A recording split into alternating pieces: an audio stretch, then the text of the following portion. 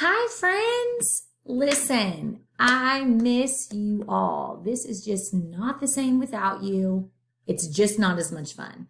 Anyways, I just had to tell you that I am missing you and I'm really enjoying this time where I'm getting to talk to a lot of you all on the phone. But for those of you who I haven't been able to talk to because you're not on my list and I miss talking to you, I do miss you. And please text, please call. I would love to hear from you. That being said, let's dive right in. Today we are looking at argument writing. Now, if you remember, go way back in the Wayback Machine and think about what the three types of writing are. If you can remember, say them right now. Now, I hope you cheated a little bit and you looked at my notes I have here on the screen and you remembered that author's purpose is easy as pie, P-I-E. Okay. The author is writing to persuade us, to inform us, or to entertain us. And if you remember back from my old videos, I had a chart that had three sections, one with a P, one with an I, and one with an E. Every type of writing falls into one of these three categories: to persuade us, to inform us, or to entertain us. Okay.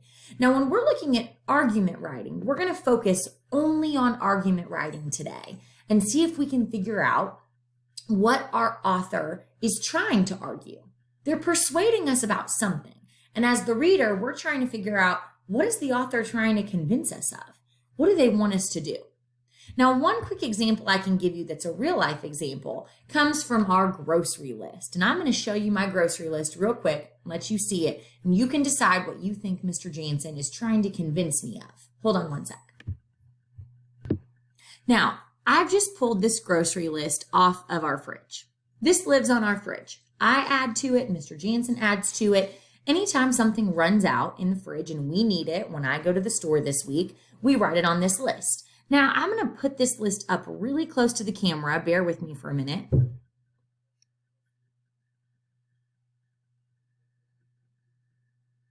What do you notice about this list?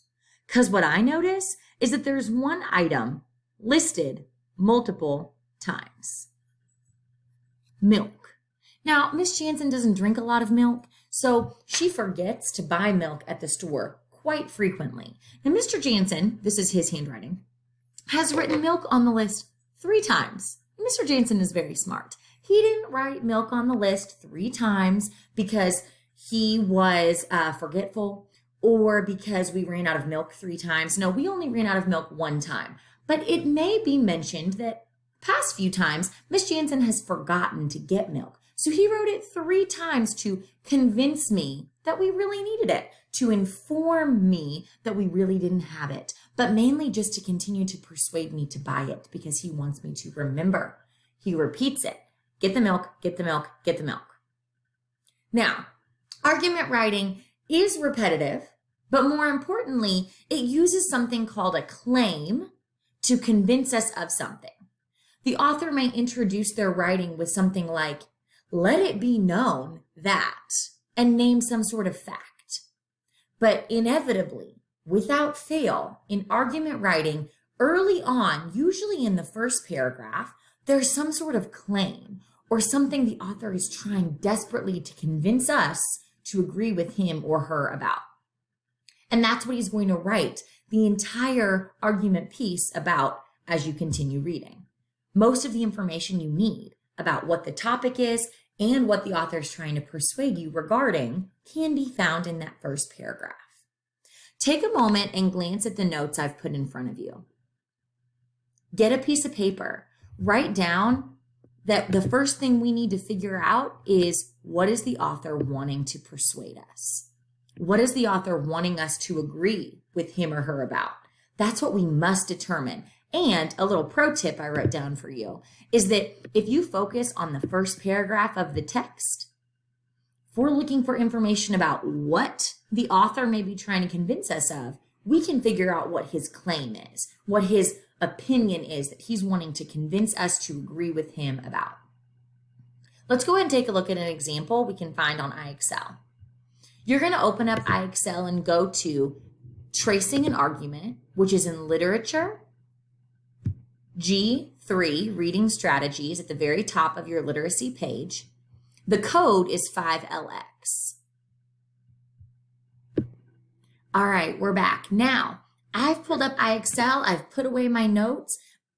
If you did not write down the notes you wanted to write down, excuse me, please be sure and go back in this video, jot down those 2 notes that we're going to focus on that first paragraph in argument writing to figure out what the author is trying to convince us of. And obviously, we want to know his claim. What is it he's trying to persuade us about? We're going to read this text in front of us, and then we're going to try to determine what is the author's claim or the main argument. Does the sound of the morning alarm fill you with dread? If so, you might be a night owl. Night owls go to bed later and wake up later than early birds, also known as early risers. So right away, our author has hit us with this fact, this topic intro, if you will. We know, based on the title and the first sentence, that this whole text is going to be about people who go to bed early or people who go to bed late, people who rise early or rise late. But we're not sure where he's going with it just yet, but we are aware of our topic. They also hit their peak energy and productivity at later points in the day. Approximately 25% of people are great at getting up early, while another 25% are better at staying up late. Everyone else falls somewhere in the middle. But there's no doubt that it's better to be an early riser than a night owl. Now let's pause. We've just read our entire first paragraph of this writing. I know it's an argument piece just by looking at this first paragraph because our author named something in the last sentence, but there's no doubt that it's better to be an early riser than a night owl. Now pause. We'll do a quick virtual vote.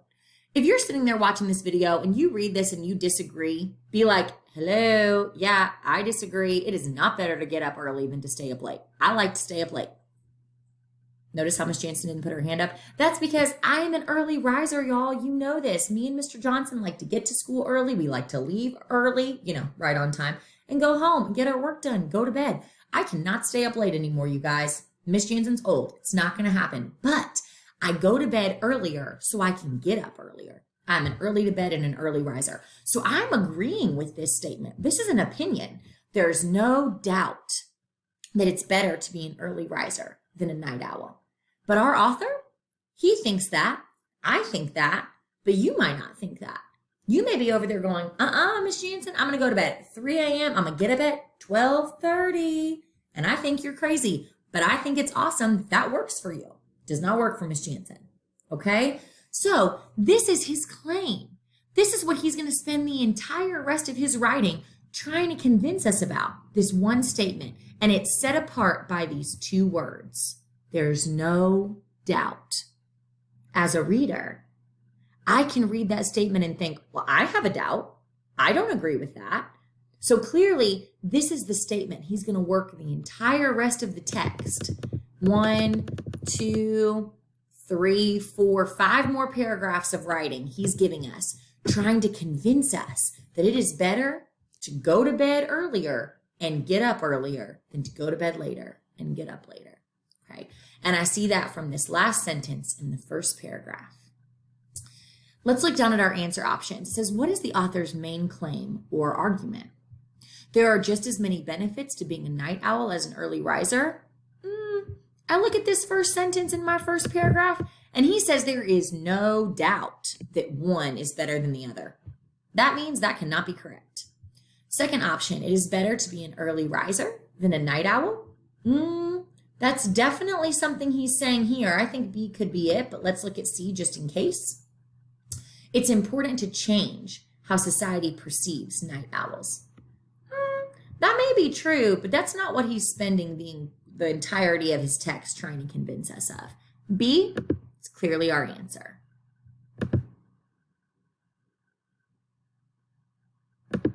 And my internet's going to say it's taking too long, but I promise it's correct. Listen, y'all are awesome. Keep working hard. If you have questions, ask me. I'm here.